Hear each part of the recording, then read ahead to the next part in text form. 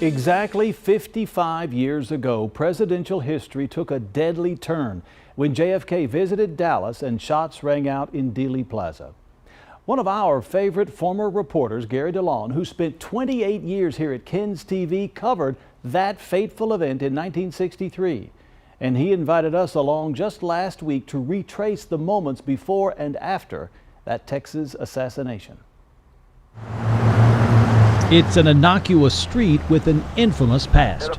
It appears as though something has happened. And now, even after 55 years, Texans and tourists alike still flock to Elm Street in Dealey Plaza to hear what happened in Dallas on that fateful day in 1963. President Kennedy died at 1 p.m. Central Standard Time. No matter how many years goes by, it just comes back so quickly when you retrace your steps and think about that morning.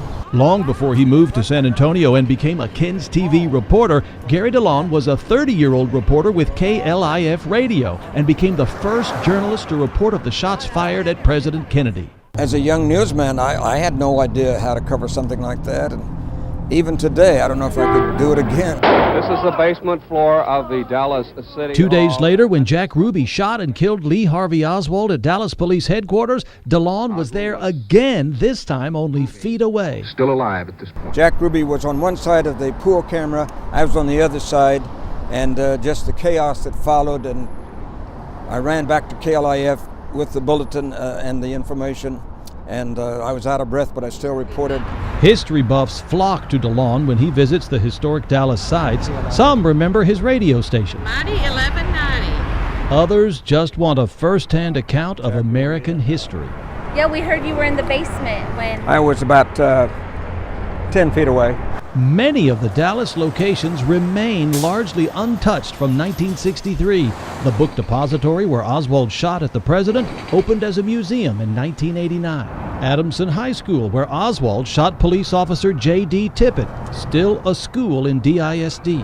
And Texas Theater on West Jefferson Boulevard, where Oswald hid out after the assassination, still shows movies. He said, "Gary, we had 2 FBI agents listening to KLIF that day." On this day, DeLon joins a symposium inside Texas Theater to recount the events of the Kennedy assassination for a live audience.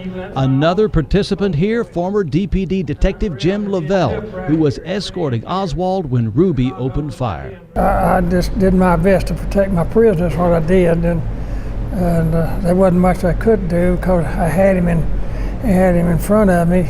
They're part of a shrinking cadre of eyewitnesses to an event that changed Dallas, changed them, and in fact changed the world.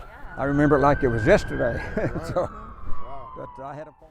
And of course, a year later, the Warren Commission final report concluded that Oswald acted alone, although conspiracy theories persist to this day. DeLon, however, agrees that Oswald was the lone gunman.